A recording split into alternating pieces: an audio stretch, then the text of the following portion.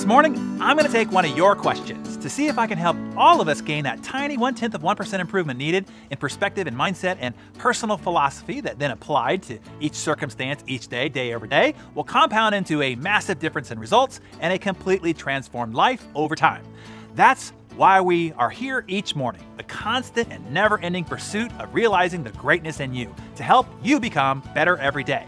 But remember these two things. Number one, you gotta show up each morning without fail, consistently, by routine, by morning ritual. All 5 mornings a week, we are building success habits here. We are forging character. Then 2, you gotta put in the work. You have to immediately turn ideas and inspiration into action and application. Knowledge is useless without action. Here's the question Jenny wrote in asking: what keeps you consistent with your routine even when you're traveling away from home or perhaps you get sick? Okay.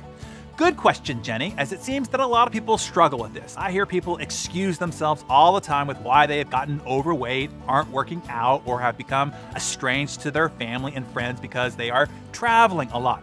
All of which is crapola, and I know because I have traveled a lot for the last 25 years.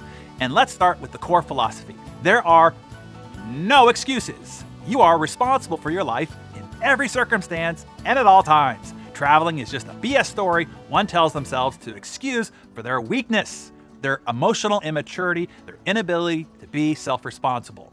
Is it harder when you travel? Harder to get the workout in? Harder to get the food that you need to continue to eat right? Harder to keep an intimate connection with your family and team members while you're not physically there?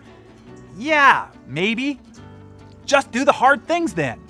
Are there more tempestuous attacks on your weakness when you travel? The temptation of free alcohol on flights, carb-loaded meals, having to take clients out for drinks and rich dinners. Sure, maybe.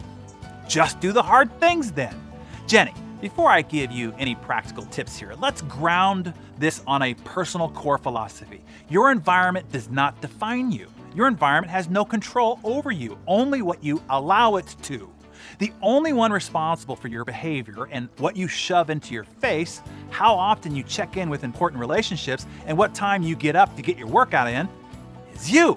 You and your core philosophy, one of complete 100% no excuses, self-responsibility, does not change.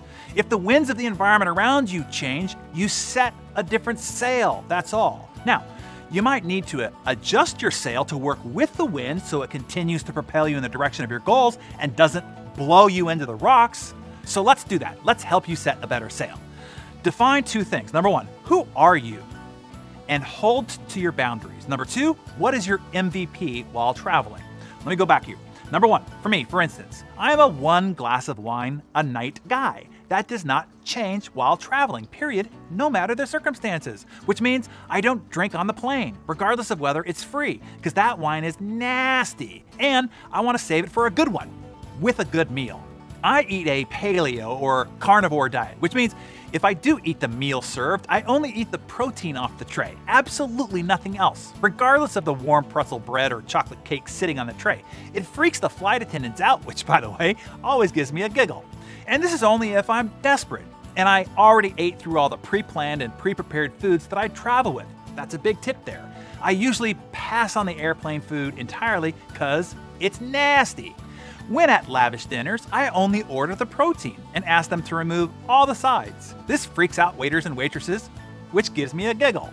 Point is, my diet does not change at all when I'm traveling. Then number 2, what is the MVP? What is your minimum viable production on some of your core behaviors? It's okay to go on a reduced production plan when you are traveling, but it's not okay to go completely dark on them.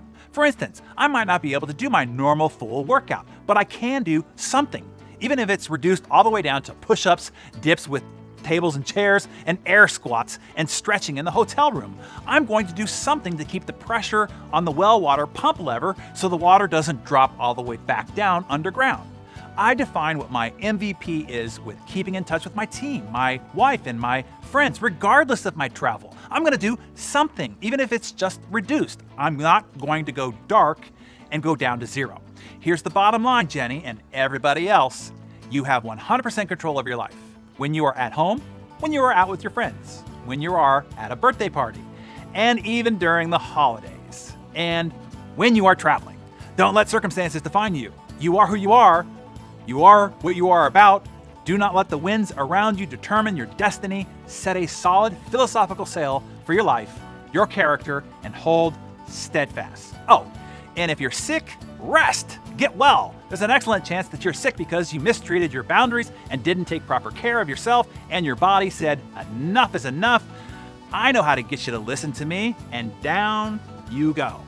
Don't be the kind of person who gets perpetually ill. It is often a disease of character than it is of the body. The body is getting ill just as the outcome. Hey, I didn't say you were gonna like my answers to your questions, just giving you my point of view since you asked for it. All right, everybody, contribute your ideas. How do you handle yourself while traveling? What adjustments do you make to your sail when you enter areas of stronger and shifting winds? Tell us that in the comments below.